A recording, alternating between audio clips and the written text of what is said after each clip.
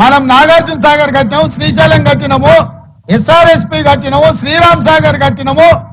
ఇట్లా ఈ తెలంగాణ రాష్ట్రంలో 40 ఏళ్ళు 50 ఏళ్ల కింద జూరాల కట్టినాం ప్రాజెక్ట్. 40-50 ఏళ్ళైనా ఎన్ని తుఫాన్లు వచ్చినా గట్టిగా నిలబడి ఉన్నాయి. శ్రీశైలం వరదలు వస్తే 1 ఇంచు కూడా శ్రీశైలం ప్రాజెక్టు కట్టు కదలలే. నాగార్జున సాగర్ లో ఆ డ్యామ్ అట్లనే నిలబడ్డది. మేం కట్టిన ప్రాజెక్టులు 50-60 ఏళ్ళైనా కట్టడి మట్టి కూడా పక్కకు పోలే. నీ ముఖానికి సన్నాసి 1,00,000 కోట్లు పెట్టి కట్టినాం. ఏమైంది 1,00,000 కోట్లకు? 3 ఏళ్ళకు కూలిపోతుందా? ఇది నీ జాగీర్ అయితే గట్టే ఇస్తావు. నీ ఫామ్ హౌస్ ఇల్లు కట్టుకున్నావు, గట్లే కట్టినావు. 2 ఏళ్ళకు 3 ఏళ్ళకు గుంగిపోతుంది నీ ఫామ్ హౌస్ లో ఇల్లు. ఇవాళ ప్రజల సొమ్ము కాబట్టి లెక్కపత్రం లేదు.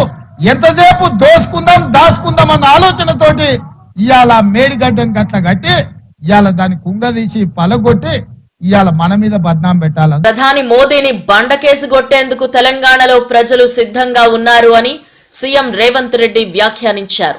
400 సీట్లు వస్తాయని మోదీ అంటున్నాడు. నీ సంసారం సక్కగుంటే ఏపీలో చంద్రబాబు, ఒడిశాలో నవీన్ పట్నాయక్, బీహార్లో నితీష్, యూపీలో అప్నాదళ్తో పొత్తులెందుకు? ఎన్డీఏ మొత్తం అతుకుల బొంతగాదా? నిజంగానే 400 సీట్లు గెలవబోతుంటే ఈ అతుకుల బొంతెందుకు? ఇప్పటి వరకు పడని వాళ్లను, అక్రమ కేసులు పెట్టిన వారందరినీ ఇప్పుడు నరేంద్ర మోదీ అడుక్కుంటున్నాడు అని దుయ్యబట్టారు. మోదీ కేసీఆర్ హయాంలో పప్పు ఉప్పు నుంచి పెట్రోల్ సిలిండర్ వరకు అన్నింటి ధరలు పెరిగాయని, చివరకు 50 రూపాయల క్వార్టర్ 200 అయిందని ధ్వజమెత్తారు. 10 ఏళ్లు కేసీఆర్ తో 2 ఏళ్లు మోదీతో అధికారంలో ఉండి కూడా నిధులు తీసుకురాని ఈటెల రాజేందర్ ఇప్పుడు ఓట్లెలా అడుగుతారు అని మండిపడ్డారు.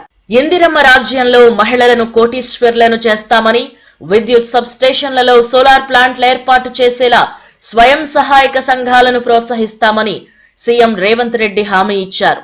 ఈ నెల 12న 1,00,000 మంది మెప్మా, సెర్ప్ సంఘాల మహిళలతో పరేడ్ గ్రౌండ్ లో సమావేశం ఏర్పాటు చేసి వడ్డీ లేని రుణాల కార్యక్రమం ప్రారంభిస్తామన్నారు. 11న ఇందిరమ్మ ఇళ్ల పథకం ప్రారంభిస్తామని, మహిళల పేరుపైనే ఆర్థిక సాయం అందజేస్తామని తెలిపారు. అదానీ, అంబానీ తరహాలో మహిళలు సోలార్ వ్యాపారం చేసేలా విధి విధానాలు తయారు చేయాలని అధికారులకు ఆదేశాలు జారీ చేశామన్నారు. భారతీయ జనతా పార్టీ కాలం చెల్లింది.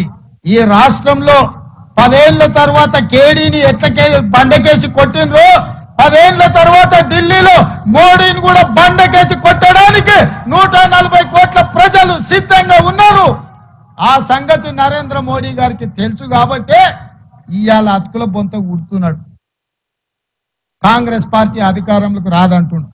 2004 కంటే ముందు కూడా గిట్లే మాట్లాడి, వాజ్పేయి గారికి ఎవరు అడ్డమే లేదు, అసలు ఎప్పటికీ కాంగ్రెస్ ఉండనే ఉండదన్నారు.